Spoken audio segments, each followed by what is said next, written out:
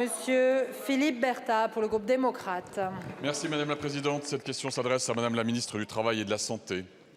Nous célébrons la Journée internationale des maladies rares et je tiens à saluer le combat sans relâche des familles et des patients. Ce sont en France plus de 3 millions de patients, très majoritairement des enfants, et quelques 40 millions en Europe, porteurs de l'une des plus de 7000 pathologies, essentiellement de nature génétique, intégrant les maladies neuromusculaires défendues par la FM Téléthon ou les cancers pédiatriques.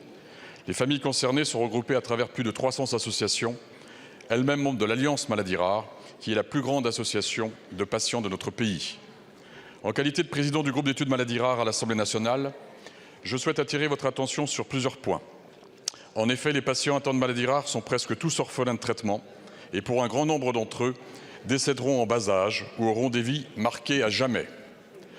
Après l'évaluation du 3e plan national maladies rares, le 4e plan est désormais finalisé. Or, les acteurs du secteur, allant des patients aux associations, en passant par les chercheurs, les praticiens et les industriels, réclament des mesures en matière de diagnostic, de thérapie, d'évaluation clinique et la mise en place d'un nouveau modèle économique pour ces nouvelles biothérapies innovantes. Il n'est que temps, alors que plus de 2500 thérapies géniques sont en cours de développement. Comment expliquerons-nous aux familles que des traitements existent, mais que leurs enfants ne pourront y accéder pour raison d'errance diagnostique, de délais administratifs ou faute de financement ? Alors même que l'ONU a adopté en 2021 une résolution afin de relever les défis auxquels font face les personnes atteintes d'une maladie rare et leurs familles, et bien que la France se soit emparée au niveau ministériel du sujet, les efforts engagés doivent être redoublés. Nous avons besoin d'accélérer la recherche, d'améliorer nos pratiques diagnostiques et de préparer au mieux l'accès à ces nouvelles biothérapies. Aussi, Madame la Ministre, que pouvons-nous attendre du 4e plan national maladies rares ? Et comment peut-on envisager la pérennisation de ces actions dans un domaine qui nécessite le temps long? Je vous remercie.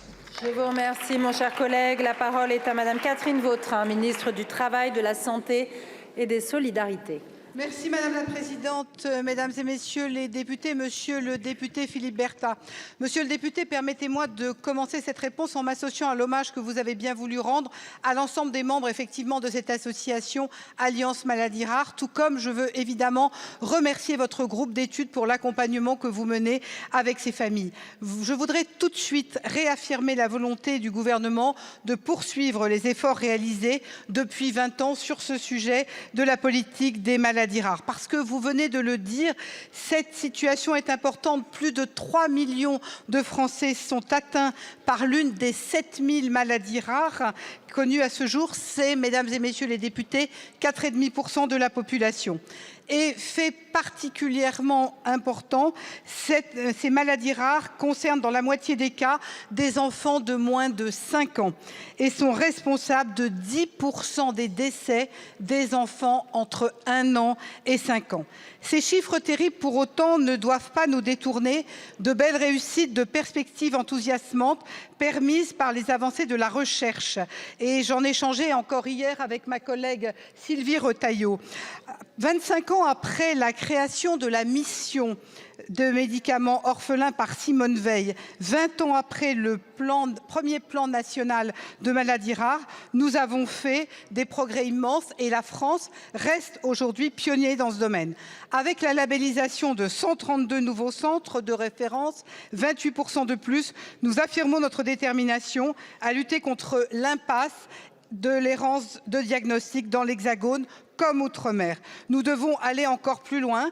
36 millions d'euros supplémentaires à l'appui permettront évidemment d'augmenter le maillage des centres sur l'ensemble du territoire. C'est un élément majeur du 4e plan et à la veille de la journée internationale, je veux évidemment saluer le professeur Agnès Lingard et dire que nous allons travailler sur 4 axes: parcours de vie et de soins, diagnostic, innovation et traitement et collecte des données de santé et d'échantillons biologiques. Merci beaucoup, Madame la Ministre. La parole est à présent